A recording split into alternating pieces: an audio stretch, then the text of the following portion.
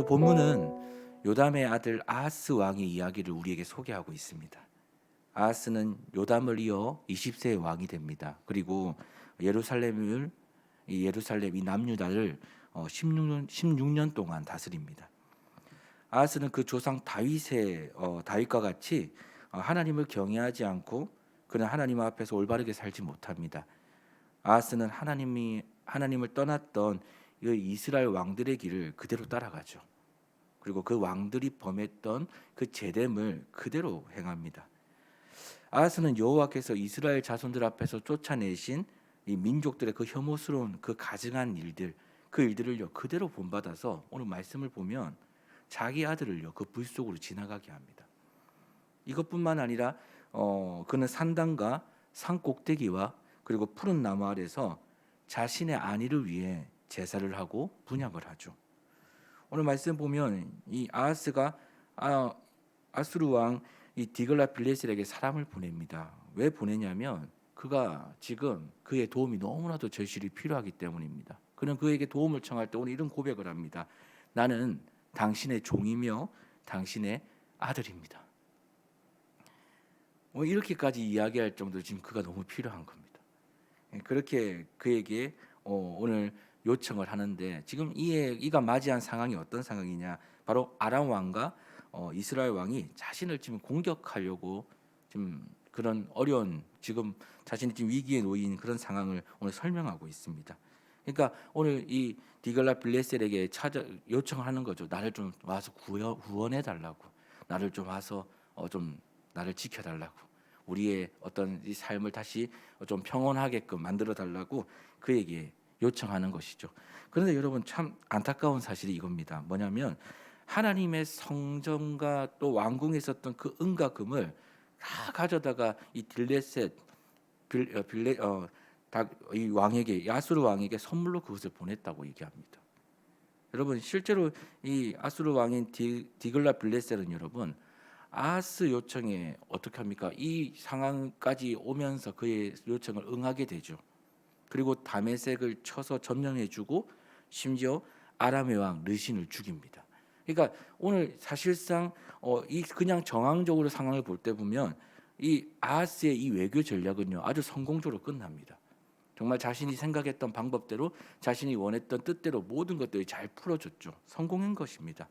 근데 여러분 오늘 우리가 지금까지 읽어오는 이 열왕기하의 이야기들을 한 번 더 생각해 본다면 다시 한번 묵상해 본다면 오늘의 이 사건은요 정말 하나님 앞에서 너무나도 심각한 사건이다라는 것을 우리가 한번 인지해 볼 필요가 있습니다.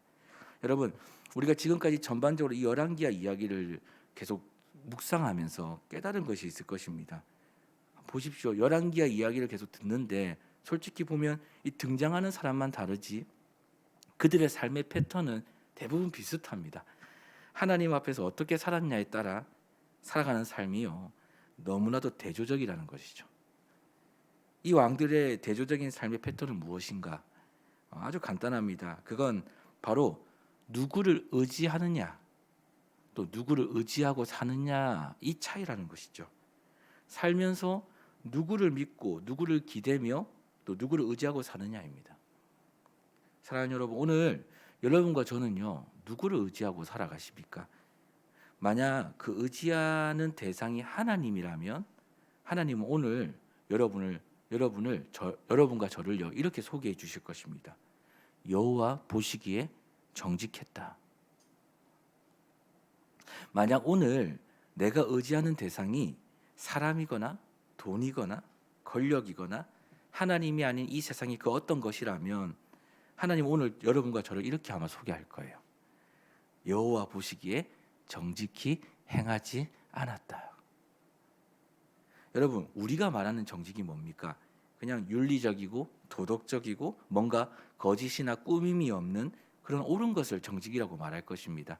그런데 여러분 하나님 보시기에 정직은요 이런 도덕적이고 윤리적인 것을 넘어 뭐냐? 바로 어떤 순간이 와도요 우리가 하나님을 의지하는 것입니다. 엄청나게 어려운 순간이 와도 하나님을 의지하는가? 어려운 순간뿐만 아니라 무슨 일을 만나도 우리 하나님을 의지하는가? 하나님 보시는 정직은요 바로 자신을 의지해야 하는 겁니다. 열왕기 하에 등장한 왕들 중에 하나님 앞에서 정직한 왕이 세워질 때는 여러분 참 신기할 정도로 하나님은 그 왕의 정직함을 보시고 다른 나라로부터 그 나라를 지켜주십니다. 그리고 하나님이 그 나라에 필요한 은혜를 마구마구 부어주세요. 그 왕을 보고요. 그 사람을 보고요.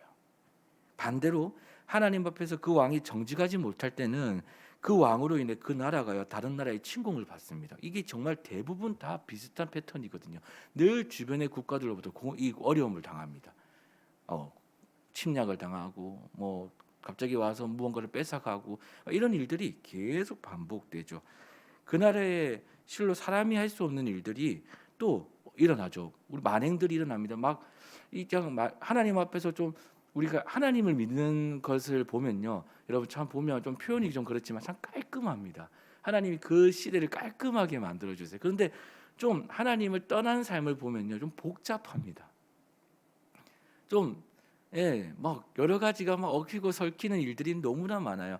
그러니까 오늘 하나님을 떠나서 정직하지 못하게 살았던 이 왕들의 삶을 보면 하나님이 지켜주지 않는다랄 정도로 주변의 국가들의 침공이 있고요. 두 번째는 바로 그 나라에 정말 사람으로서 할 수 없는 일, 즉 말로 담을 수 없는 이 만행들이요 막 이상하게 일어납니다. 복잡하죠. 여러분 오늘 이 말씀 우리에게 주는 교훈이 있습니다. 사실 우리의 삶도 마찬가지라는 거예요. 오늘 열왕기 하가 그동안에 봤던 모든 말씀도 또 오늘 본문도 마찬가지 우리에게 주는 교훈은 우리의 삶도 사실 이들의 삶과 별반 다르지 않다라는 거죠. 여러분 하나님이 이 모든 왕들을 세우셔서 그 왕에게 그 나라를 맡기신 것처럼 하나님은 우리를 만드셔서요 그분이 그리고 나라는 삶의 주인이 되시지만 우리에게 우리의 삶을 맡기셨거든요. 우리의 삶을 얼마나 잘 다스리고 얼마나 잘 가꾸라고 우리에게 맡기셨거든요. 그래서 여러분 하나님의 은혜 가운데서 우리가 우리의 몸을, 우리의 삶을, 우리의 모든 것을 다 하나님의 뜻하심 속에서 잘 가꾸고 다스리며 나아가야 되는데 때는 어떻습니까? 우리가 가끔 착각할 때가 있지 않습니까? 우리의 삶은 내 삶은 내가 주인이야라고 생각할 때가 있죠. 내 삶은 내가 주인이야 그렇게 생각할 때가 있습니다. 하나님을 또한 반대로 하나님이 내 삶의 주인이야라고 생각하는 사람들도 있죠. 여러분 하나님을 나의 주인이라고 생각하는 사람들, 즉 하나님을 어떤 순간이라도 의지하는 사람들, 하나님을 주인이라고 인정하는 사람만이 사실은 하나님을 의지할 수 있습니다. 왜냐하면 자신의 삶이요 자신의 것이 아니라고 그렇게 스스로 결정하고 결단했기 때문입니다. 내 삶은 내 것이 아니야 하나님의 것이. 그러면 내 삶을 함부로 살 수가 없는 거예요.